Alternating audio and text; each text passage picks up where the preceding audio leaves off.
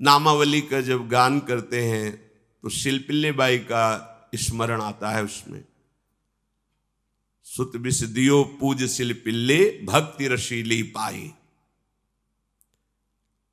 देखो कितना विश्वास होता है भक्त को, कैसा वो श्रद्धावान होता है। एक राजकुमारी और दूसरी एक जमींदार की पुत्री, दोनों को मित्रता थी। एक दिन राजा के यहां भगवत प्रेमी महात्मा आए। वो संत सेवी राजा थे, महात्मा जन आते रहते थे और महात्माओं का कार्य ही होता है निरंतर अपने प्रभु की सेवा और सुमिरन में मगन रहना। सेवा सुमिरन ये बहुत बड़ी सामर्थ्य है।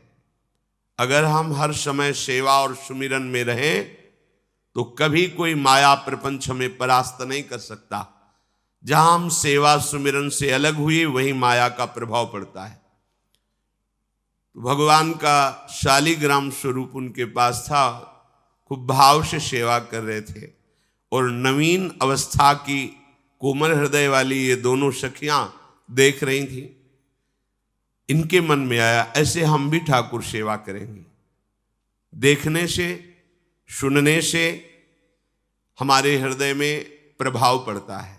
गंदी बातें देखेंगे, गंदी बातें सुनेंगे, उसी का चिंतन होगा, हृदय गंदे आचरणों की प्रेरणा वाला बन जाएगा। अगर हम भागवतिक बातें सुनेंगे, भागवतिक दर्शन करेंगे तो भागवतिक चिंतन होगा, हृदय भागवतिक प्रेरणा वाला बन जाएगा। कई दिन संत भगवान रुके, रोज सेवा कीर्तन कथा, सरल हृदया। उन दोनों सखियों में बात आई कि चल करके संत भगवान से कहते हमको भी ठाकुर जी दीजिए। दोनों ने चरण पकड़कर प्रार्थना की, गुरुदेव हमारे हृदय में भी इच्छा हो रही कि हमें ठाकुर सेवा मिले। अब दोनों बच्चे ही थे। संत भगवान ने विचार किया सेवा पद्धति में बहुत सावधानी की आवश्यकता होती है। अभी ये बच्चे हैं, कहीं सेवा अपराध न बन जाए। सेवा अपराध भी होता है। उपासना में चलने वाले उपासक को सेवा अपराध और उप सेवा अपराध 32 ये 64, इन पर सावधान रहना चाहिए। ये गलती नहीं होनी चाहिए।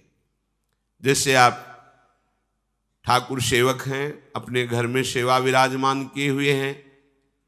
अब जैसे आपको ठाकुर जी के दर्शन के लिए जाना है, जहां तक ठाकुर जी के दर्शन करने के लिए जाना है, हो सके तो पादुका न पहने, नंगे पैर दर्शन करने जाए।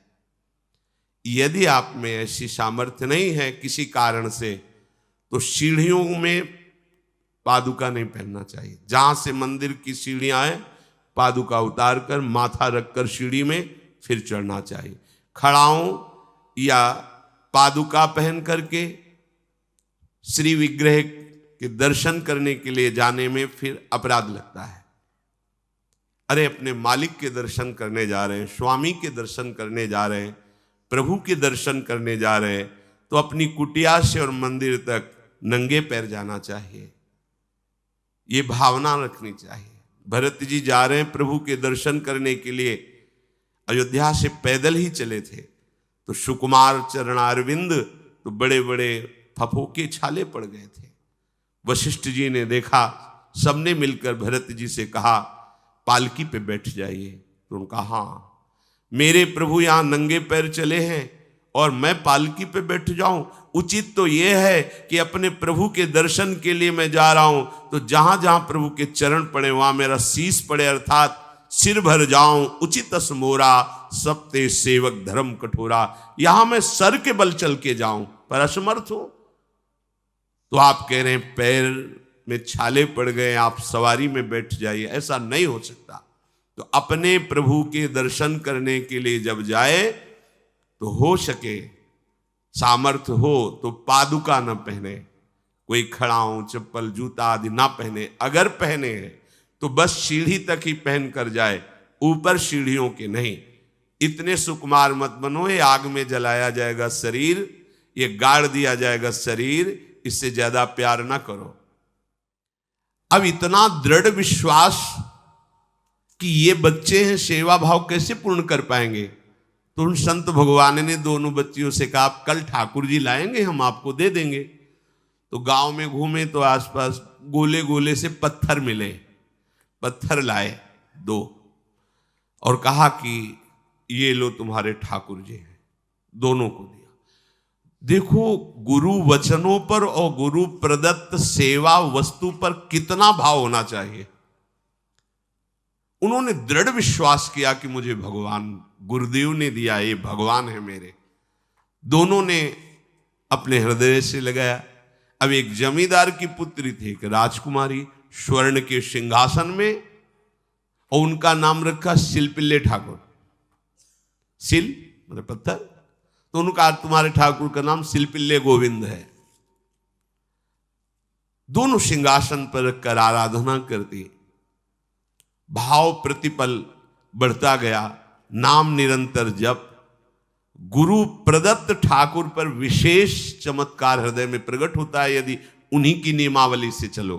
अपने मन से बाजार से खरीद लाए, विराजमान किए हैं, कभी सेवा की कभी नहीं की, वो भी अच्छा है, कम से कम भागवतिक भाव तो है। लेकिन सिद्धि जो प्राप्त होती है वो गुरु कृपा से, गुरु प्रदत्त ठाकुर से। जैसे धन्ना जी को भांग के बट्टे में ठाकुर जी प्रकाशित हो गए, गुरु प्रदत्त। अब ये सखियां जब बड़ी हुई तो इनके ब्याह की बात हुई। तो जो राजकुमारी थी उनका राजकुमार से किसी से ब्याह तय हुआ, ब्याह हो गया। अपने माता पिता से जब विदाई ली तो अपने ठाकुर जी को जो सिंहासन में थे, सिंहासन से एक सुंदर पेटी में से और गोद में रखकर, और अंदर ही अंदर जल रही है कि प्रभु मैंने प्रीतम आपको माना है, संसार के व्यवहार में ये प्रीतम बना हुआ है, पर प्रभु हमारे प्रीतम 2 नहीं हो सकते, हमने हृदय से आपको माना। इसी विचार में वो बड़ी उदास है। पहले पालकियों में ऐसा राज सैनिक चल रहे हैं, पालकियों में वो बहू जा रही है और राजकुमार घोड़े पर। राजकुमार बार बार पालकी के समीप जाता, दर्शन करने की इच्छा होती है ना, तो उदास देखता, मन में बड़ी गिलानी हुई। उसने कहा, एक नदी थी, उसने कहा यहां हम थोड़ी देर विश्राम करना चाहते हैं, राजकुमारी की पालकी रखी जाए और सैनिक दूर खड़े हो। वो राजकुमार वैसे ही आज्ञा हुई। तो बात करना चाहते हैं पर वो ना देखती है और ना बात करती है। और इतना सुंदर रूप, क्योंकि ब्रह्मचारिणी और भगवत आराधना। अब उसके हृदय में जलन हुई कि ऐसा क्या है जो हमसे बात नहीं कर रही। बस बार बार ऐसे पिटारी खोल के ऐसे ठाकुर जी को देखती। नाम जप और सेवा के प्रभाव से वो सिल नहीं रह गया था, वहां उसको सांवरे श्याम सुंदर की झांकी मिलती थी। जब अपने शिलपिल्ले ठाकुर जी को देखती तो ललित त्रिभंगी श्री लालजू महाराज श्याम सुंदर दिखाए, अत्यंत आसक्ति। गुरु प्रदत्त किसी भी शब्द में, किसी भी वस्तु में दिव्यता होती है, बस हमारी भावना होनी चाहिए। अरे बोले ये हम नहीं दे सकते, ये गुरु प्रदत्त है, नहीं हम प्राण दे सकते हैं, लेकिन ये नहीं। जिसका गुरु वचन पर, गुरु प्रदत्त वस्तु पर, गुरु प्रदत्त ठाकुर पर दृढ़ निष्ठा हो गई, वही सिद्ध हो जाता है। अब उसने समझ लिया कि पिटारी में जो कुछ है यही हमारे और राजकुमारी के बीच में बाधा है। 2-4 दासियों को बुलाया और कहा इनको बातों में उलझाओ, पिटारी पीछे हमें दो। वो प्रवीण दासियां उनको विनोद भाषा में, हंसी मजाक में बात, लेकिन वो उदासीन। धीरे से गोद में पेटी थी, ले ली, हम लिए हुए हैं, आप बातचीत में सारा, और पेटी उनको दे दी। राजकुमार ने राजकुमारी से कहा यही पेटी तो हमारे आपके बीच में बात, फेंक दी नदी में। अब तो जो उसके हृदय में पीड़ा हुई, भारी व्याकुलता। अब राजकुमार है, सैनिकों के साथ तुरंत पालकी उठवाई, महल ले गया। पर वो आसक्त है, इतनी सुंदर राजकुमारी, क्योंकि भागवतिक तेज से संपन्न में आकर्षण होता है। राजकुमारी ने कहा, यदि हमारे ठाकुर नहीं तो मैं नहीं। आज से अन्न जल त्याग, प्राण त्याग दूंगी अगर हमारे ठाकुर जी हमारे समीप नहीं तो। आज से अब एक बूंद पा कैसे पिए?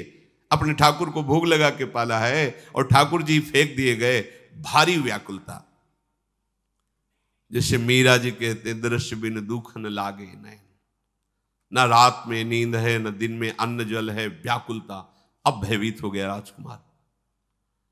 पूरा महल इस विषाद से हो गया कि अगर नवीन राजकुमारी प्राण त्याग देती है तो क्या होगा लोक समाज में, कि अभी नवीन राजकुमारी गई, ये लोग ऐसे निर्दयी हैं कि ऐसा व्यवहार किया कि उसने प्राण त्याग दिया। राजकुमार घुटने में आ गया। घुटने टेक कर राजकुमारी से कहा, मैं तुम्हें दुखी नहीं करना चाहता, पर मैं तुमको छोड़ भी नहीं सकता। अब हमें आप वो उपाय बताओ जिससे आप मुस्कुरा दो, आप प्रसन्न हो जाओ। तो उनका, हम अपने ठाकुर के बिना जीवित नहीं रह सकती। यदि आप हमें जीवित देखना चाहते तो हमारे ठाकुर जी ला के दो। ठाकुर जी को नदी में फेंक दिया था। पारिवारिक जनों के साथ राजकुमार उस नदी के तट पर गए और राजकुमारी से कहा, तुम्हें इतना प्रेम ठाकुर जी से, तो तुमसे ठाकुर जी कितना प्रेम करते हैं? अगर तुमसे ठाकुर जी प्रेम करते हैं तो मुझे प्रमाणित कर दो, तो मैं जीवन भर तुम्हारी आज्ञा में रहूंगा। अच्छा, तो तुम ये देखना चाहते हो कि ठाकुर जी हमसे कितना प्रेम करते हैं? हाथ फैलाया और आर्त भाव से पुकारा कि गोविंद, अब आपके बिना मैंने जीवित नहीं रहना। अंदर से जेव ही प्रार्थना की तो जल से सिंहासन सहित सिलपिल्ले भगवान जैसे कोई वायु के प्रवाह में आ रहा हो, ऐसे आए और छाती से चिपक गए। पूरा परिवार, राजकुमार ये देख रहा था। हृदय से ठाकुर जी चिपक, जीवन भर के लिए दासत्व स्वीकार कर लिया और कहा, जैसी आप आज्ञा करोगे। जैसे मीरा जी, जब राणा जी से ब्याह हुआ तो प्रथम मिलन की रात में मीरा जी ने कहा, सावधान, तुम हमारे पति नहीं हो, मेरा सुहाग गिरधर से है, श्याम सुंदर ही मेरे पति हैं। व्यवहार में तुम पति बने हो। यदि हमारी बात समझ पा रहे हो तो जीवन में कभी हमारा स्पर्श मत करना। ये जीवन केवल गिरधर के लिए, दूसरे के लिए नहीं। उतर गए शैया से और जैसे सेवक होता है, बोले, अहो भाग्य, मुझे ये सौभाग्य मिला कि इतनी महाभाग्यवती की सेवा करने का। एकांत में मैं सदैव तुम्हारे शिष्य की तरह बर्ताव करूंगा, पर समाज में तुम्हें बहू की तरह बर्ताव करना होगा, नहीं तो लोग जीने नहीं देंगे। समाज में पत्नी की तरह और एकांत में गुरु शिष्य के। तुम हमारी गुरु होगी और हमसे ऐसा ही बर्ताव राणा ने जी, ऐसा ही उस राजकुमार ने दी। हमारी भागवतिक निष्ठा ऐसी होनी चाहिए कि जो गुरु जी ने मंत्र दिया है, जो गुरु जी ने उपासना दी है, उसमें दृढ़ विश्वास होना चाहिए। हमारे अंदर किंचन मात्र फिसलाव नहीं होना चाहिए। और आ गए जो महामहिम सूत्र है, जब तक हमारा मन प्रभु में समर्पित ना हो जाए तब तक पाप होने की संभावना होती है। बड़े बड़ों से चूक हो जाती है। इसमें यह नहीं कहा जा सकता कि हम इतने वर्ष से साधन में लगे, हमसे चूक नहीं होगी, ये तो भूल जाना। बड़े बड़ों से चूक करवा देना माया का कार्य होता है, पर जिनका मन प्रभु को समर्पित हो गया है उनसे चूक नहीं हो सकती। इसलिए जो अगला सूत्र वर्णन किया कि जितने भी पापाचरण होते हैं वो सब मेरे से होते हैं, ऐसा उपासक दृढ़ निश्चय करे। ऐसा नहीं कि पापाचरण भगवान से, भगवान करा रहे हैं। जिन लोगों का एक प्रश्न होता है कि जब सब कुछ भगवान करा रहे हैं, भगवान की इच्छा के बिना पत्ता भी नहीं हिलता, तो जो हम पापाचरण, गलत आचरण, वो भी तो भगवान ही करा रहे हैं। इस विषय को समझना है। आज के समाज का जो मानसिक स्तर है, जब हम त्याग की बात करते हैं कि गंदे आचरण नहीं करने चाहिए, तो जो समझाया जाता है और जो समझ है आज की आधुनिक, वो ये समझ है कुछ ऐसे जनों ने ये निर्धारित भी किया है कि बहुत भोग कर लेने पर फिर समाधि की प्राप्ति होती है। अगर ऐसा होता तो लाखों लोग समाधि को प्राप्त होते, लाखों लोग बिना साधना के। क्यों? बचपन से लेकर के पूरे जीवन तक भोग ही भोग रहे, सब समाधि में पहुंच जाते। प्रायः सबके दिमाग में बात बैठी है कि अगर हम भोग ले तो हम मन को समझा सकते हैं, लेकिन आप बात अनुभव की समझ लीजिए कि आप भोगने के लिए जो ही गए तो मन के गुलाम बन करके गया, वो कभी तुम्हें मुक्त होने का अवसर नहीं देगा। और आज तक किसी ने भी ऐसा नहीं कहा भोग भोगने के बाद कि आज के बाद मैं प्रण करता हूं, मैंने जान लिया कि इसमें सुख नहीं है, आज के बाद कभी भोग नहीं भोगूंगा। कभी किसी ने नहीं कहा। सबको इस दलदल में गिरने के बाद सदगुरु या भगवान ने ही निकाला है, स्वयं आज तक कोई निकल नहीं पाया, कोई नहीं निकल पाया। ये ऐसा दलदल है। पर लोगों की भ्रांति रहती है कि ये जो मेरा मन जिन भोगों के लिए लालायित हो रहा है, उन भोगों को खूब भोगूं, फिर बाद में अनुभव जब हो जाएगा तब हम इनका त्याग करके फिर भजन मार्ग में चलेंगे। जो भजन मार्ग में चलते हैं उनके मन में भी लगा रहता है कि अगर एक बार भोग लूं तो मन को समझा तो सकता हूं। यह है आधुनिक सोच, यह है हमारे मानसिक सोच का स्तर। सब लोग देख लीजिए। अब भागवतिक सोच और शास्त्र सिद्धांत का जो मत है वो ये है, ये डंके की चोट से गाया गया है और इसी मार्ग में चल करके समाधि को प्राप्त हुए महापुरुष। एक भी कोई ऐसा समाधिस्थ महापुरुष बता दिया जाए विश्व में जिसने भोगों के भोगने के बाद समाधि को प्राप्त हुआ हो। जैसे हम भोजन कर लेते हैं तो लगता है अब कुछ नहीं, लेकिन 6 घंटे व्यतीत होते होते पर्चा बन जाएगा कि ये चीज फिर चाहिए खाने को। ऐसे ही कोई भोग भोगने के बाद कुछ क्षण के लिए उससे विरति हो जाती है, ठीक है, लेकिन फिर कुछ मिनट होने के बाद फिर नई स्फुरना, नया संकल्प, नई क्रिया, नई भोग वासना सब हृदय में देख लो। इसके लिए किसी और से सलाह लेने की जरूरत नहीं।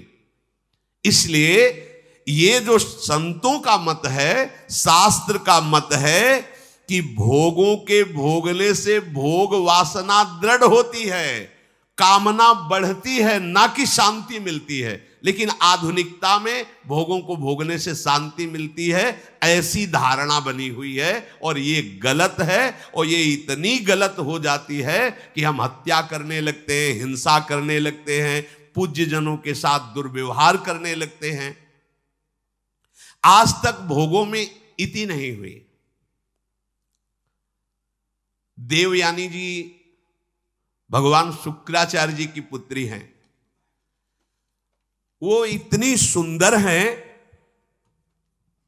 कि कोई अप्सरा भी उनसे होड़ नहीं कर सकती, क्योंकि भगवान शुक्राचार्य की पुत्री जितेंद्री, पवित्र, भगवद आराधन संपन्न। बड़ा प्रसंग है, उसको ना लेते हुए हम सारांश में बता रहे।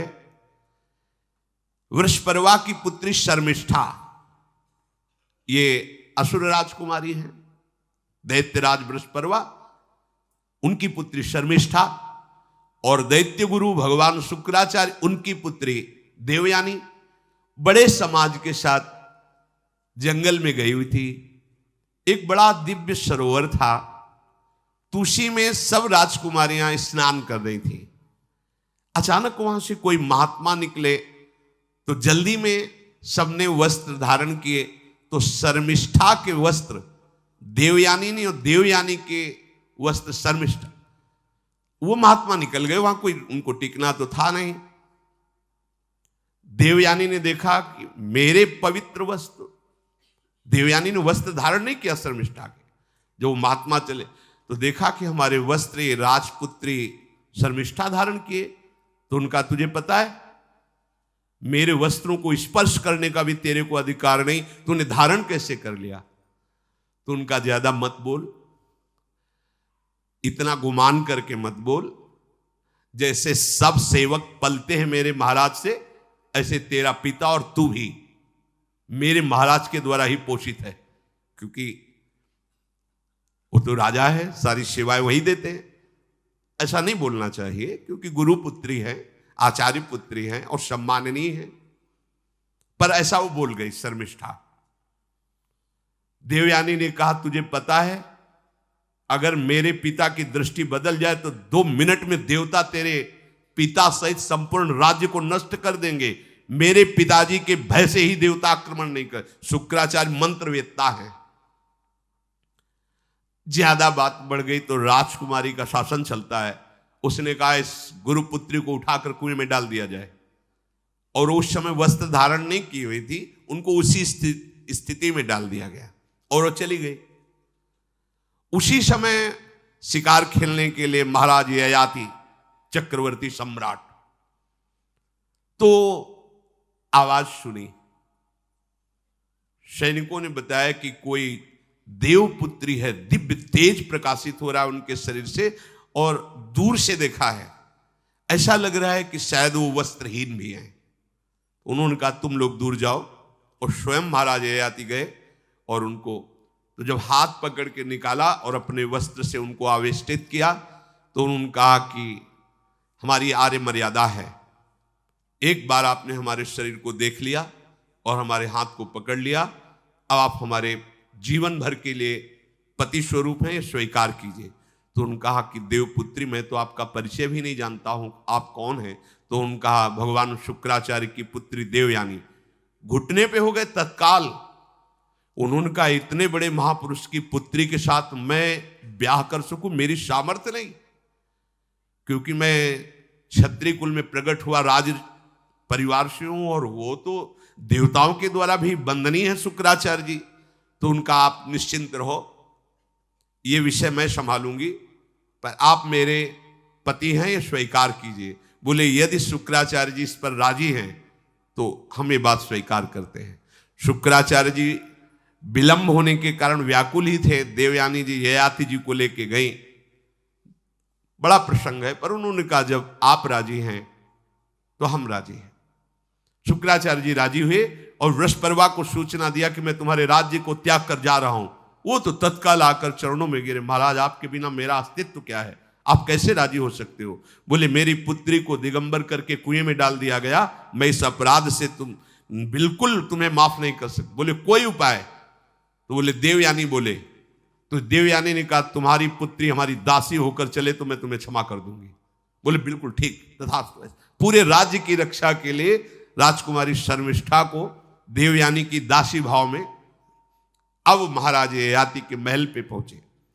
देवयानी ने कहा कि ये जो दासी भाव में आई हुई हैं ये सर्वांग सुंदरी हैं, और आपका कभी मन उधर चलना भी नहीं चाहिए, अगर चलेगा तो आप हमारे दंड के पात्र बन जाएंगे। स्वीकार कर लिया और बहुत दूर उनके लिए महल का निर्माण करवाया और वो सेवा में आती रही।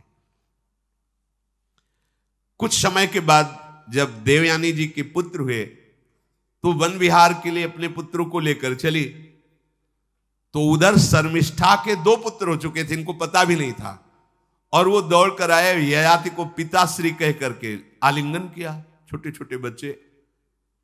देवयानी ने कहा कि हमने कहा था तुम्हें देखना भी नहीं है, और ये किसके पुत्र हैं? शर्मिष्ठा मुस्कुरा रही थी। देवयानी ने कहा अब तुम्हें दंड देंगी ही देंगी, और चली गई भगवान शुक्राचार्य जी के पास। ययाति भयभीत होकर के गए और शुक्राचार्य से प्रार्थना करे क्षमा कीजिए मुझसे गलती हो गई। और शर्मिष्ठा से ऐसे नहीं मिले। शर्मिष्ठा ने कहा था कि आप जानते हैं कि मैं दासी नहीं हूं, मैं राजकुमारी हूं, ईर्ष्यावश दासी बना करके लाई गई हूं, और मेरी सखी के पति हो इसलिए आप मेरे भी पति हो, मेरा अधिकार है आपसे संतान उत्पन्न करने का, शास्त्रीय सिद्धांत है। शुक्राचार्य जी ने कहा कि जो देवयानी कहेंगी वही हम मानेंगे, क्योंकि मेरी पुत्री है। क्या चाहती हो? तो बोले पुरुषत्व से इनको हीन कर दो। गुस्सा में आके शुक्राचार्य जी ने कहा तथास्तु। उसी समय महाराज ययाति पुरुषत्व से हीन हो गए और वृद्धावस्था छा गई शरीर में। अब ययाति ने कहा अब सुखी रहोगी तुम। तब देवयानी को भी होश आया कि ये तो क्या हमने अपना ही सर्वनाश कर लिया। कहा पिताजी अब इसका सुधार कैसे होगा? तो बोले जो पुत्र अपनी यौवन अवस्था दे देगा वही यौवन अवस्था इनके ऊपर आ जाएगी, वृद्धावस्था उसके पास चली जाएगी। महाराज ययाति ने अपने बड़े पुत्र यदु जी से कहा, तो उन्होंने कहा इसका प्रयोग कहां होगा? मां के साथ कदापि नहीं। मेरी यौवन अवस्था का प्रयोग मेरी मां के साथ कदापि नहीं, क्योंकि वो बड़े ज्ञानी महात्मा, इन्हीं के वंश में भगवान श्री कृष्ण का प्रादुर्भाव हुआ, इसलिए यदुवंशी कहे गए। सबसे छोटे, शायद उनका नाम पुरु ऐसा कुछ, उन्होंने कहा ये जीवन पिता का दिया हुआ है, इस पर पूरा अधिकार है, आप स्वीकार कीजिए। तत्काल वो वृद्ध हो गए, वो जवान हो गए। कई हजार वर्ष तक उन्होंने अपने पुत्र की आयु का विषयों में सेवन किया। फिर उनके मन में एक दिन बहुत घृणा हुई, धिक्कार है मेरे जीवन को और धिक्कार है इस भोगा शक्ति को। अपनी आयु तो गंवा ही दी, अपने पुत्र की भी आयु गंवा दी, फिर भी वैसे ही भोग वासना। तो उन्होंने सबको शिक्षा देने के लिए बात कही, यत् पृथिव्यां व्रीहि यवं हिरण्यं पशवः स्त्रियः न दुह्यन्ति मनः प्रीतिं पुंसः कामः तस्यते न जातु कामः कामानाम् उपभोगेन साम्यति हविषा कृष्णवर्तमेव भूय एवाभिवर्धते यदा न कुरुते भावं सर्वभूतेष्वमङ्गलं समदृष्टेस्तदा पुंसः सर्वा सुखमया दिशा या दुस्त्यजा दुर्मति भीर्जीर्यतो या न जीर्यते ताम तृष्णा दुःख निवहाम शर्म कामो द्रुतम त्यजेत। जिसका हृदय काम से व्याकुल हो गया है उसको त्रिभुवन की सारी सुंदरी स्त्रियां दे दी जाएं, जौ धान स्वर्ण पशु सब वैभव, तो भी वो कभी तृप्त नहीं हो सकता। ये महाराज ययाति का अनुभव। त्रिभुवन की विषय भोग भोगने से भोग वासना शांत नहीं होती, वरम और प्रबल हो जाती है। जैसे घी की आहुति डालने पर आग भड़क उठती है, वैसे ही भोगों को भोगते ही रहने पर भोग वासनाएं प्रबल रूप धारण कर लेती और वो इतना कमजोर हो जाता है कि सोचता है मैं इसके बिना जी नहीं सकता। जब मनुष्य किसी भी प्राणी से राग कर बैठता है तो उसके हृदय की सामर्थ्य नष्ट हो जाती है। किसी भी, देखो ना, छोटे छोटे नशाओं में इतना हम आसक्त हो जाते हैं, अब हम इसके बिना जी नहीं सकते। किसी भी वस्तु का जब हम भोग करते इसके बिना जी नहीं सकते। इसलिए सबको संदेश महाराज ययाति देते हैं, यदि तुम अपनी कामना को शांत करने वाले, रोकने वाले बन गए तो दसों दिशाएं तुम्हारे लिए सुखमयी हो जाएंगी। विषयी पुरुष को तृष्णा रात दिन जलाती रहती है, बहुत भोग भोगने पर भी वो कभी शांति या तृप्ति प्राप्त नहीं कर पाता। इसलिए जब हम भगवत मार्ग में चलते हैं तो ये तृष्णा और कामना ये डाइन की तरह हमारे हृदय में लगी रहती है। तृष्णा, भोगे हुए भोग को बार बार भोगने की इच्छा, कामना, सुने हुए देखे हुए भोगों को भोगने की इच्छा। तो उपासक जब तक अपने मन को प्रभु में नहीं दे पाता तब तक मन ये धोखा दे देता है। इसलिए बहुत सावधान रहना चाहिए। प्रभु की शरण में हो करके नाम जप करो और सदैव गुरुजनों की आज्ञा पर रहो, तो ये काम, कामना, वासना, ममता, आसक्ति, राग, द्वेष ये तुम्हें बांध नहीं पाएंगे। इनकी कृपा से आपको भगवत साक्षात्कार हो जाएगा। गुरु वाणी, संतों की वाणी, ये हमारा जीवन बन जाए। अगर ये जीवन नहीं है तो फिर मन हमें ऐसी जगह फंसा देगा जहां से हम निकल नहीं पाएंगे। इसलिए सावधान होकर जीवन व्यतीत कीजिए। बड़ा अमूल्य जीवन है। अमूल्य जीवन का लाभ है भगवत प्राप्ति, भगवत साक्षात्कार। श्री राधा वल्लभ लाल।